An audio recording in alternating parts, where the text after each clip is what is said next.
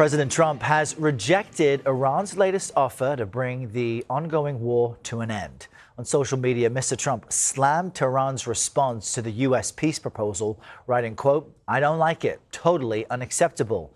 Iranian state media reports Tehran's offer focused on sovereignty over the Strait of Hormuz and ending the war on all fronts, including in Lebanon.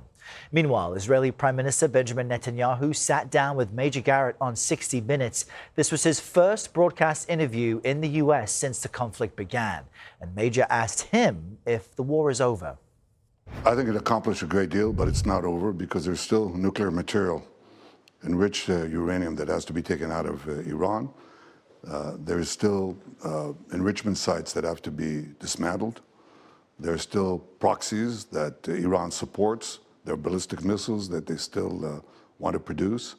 Now, we've degraded a lot of it, but all of that is still there, and there's work to be done. How do you envision the highly enriched uranium will be removed from Iran?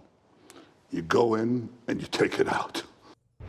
And we've got team coverage for you this Monday morning. CBS News Middle East contributor Courtney Keeley is in Washington following the situation in Tehran, as is CBS News White House reporter Olivia Rinaldi, also in our D.C. bureau, covering what's happening and what the messaging is from the White House. Good morning to you both. Olivia, let's start with you.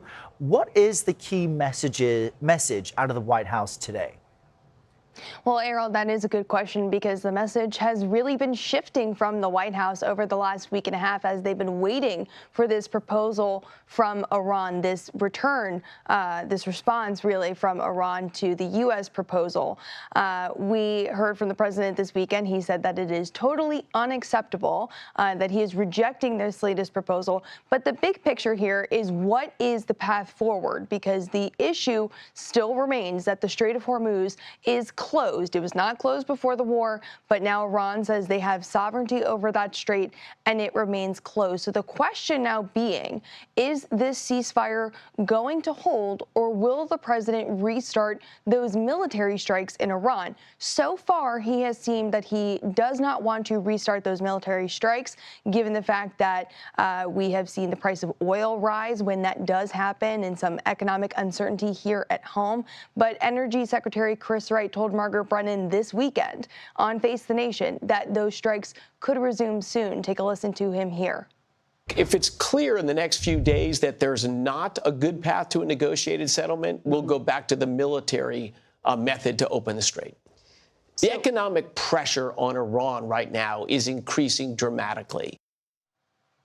Now, there was that military plan that the president had announced last week that was called Project Freedom. There are now renewed calls from Republicans, including Senator Lindsey Graham, to launch Project Freedom Plus, which would see the U.S. military, the U.S. Navy, starting to help direct ships through the Strait of Hormuz, which would certainly be somewhat of an escalation, putting them in the line of fire with the Iranians. So the question really being, is the president willing to do that right now? I should also note that he's expected to head to China for a state visit with President Xi Jinping in the coming days. So this is all hanging over what will be certainly notable meeting between those two leaders. Yeah, China, a key ally of Iran. Olivia, thank you for that. To get us started this hour, we now jump to CBS News Middle East contributor Courtney Keeley, also in our D.C. bureau. Courtney, good morning.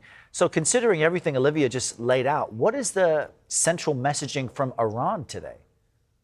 Well, the Iranian foreign minister's spokesman said that the terms that they offered to the U.S. are reasonable and generous.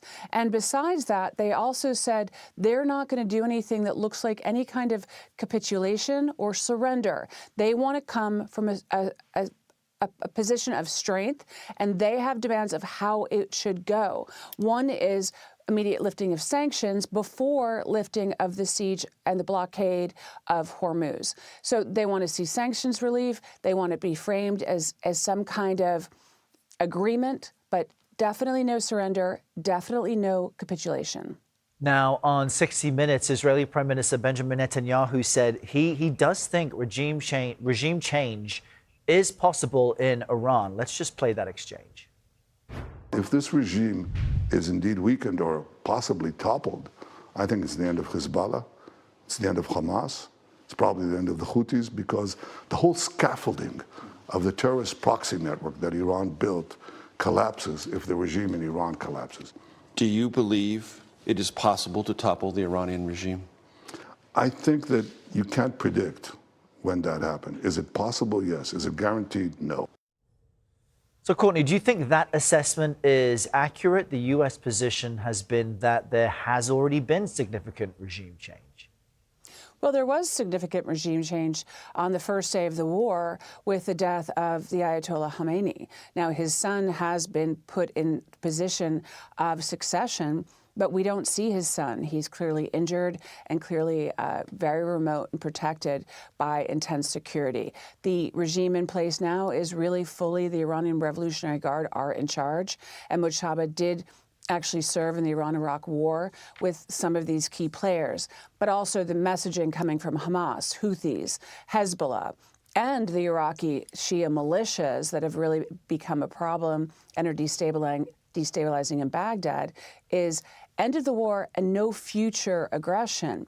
And they've all been decimated at different times by Prime Minister Netanyahu during and post October 7th, but they still remain in positions of power, just like the regime, because of the succession, because of people like the Secretary General Naim Qassem taking over for Nasrallah in Lebanon. But the Israeli Defense Forces are stretched in Lebanon, stretched in Gaza, stretched in Syria, and have also done covert actions in Iraq. So the if factor of what Prime Minister Benjamin Netanyahu says is if they can do it, they'll do it. But they've certainly been trying, and they've certainly had covert operations, and it's been this covert war going on for so many decades. Now it's overt. But with President Trump wanting to stop all of the operations and cease this war, it remains to be seen whether Israeli Prime Minister Benjamin Netanyahu was in initial lockstep with him, will continue doing things unilaterally. Yeah, all of this as the conflict continues. Courtney, thank you.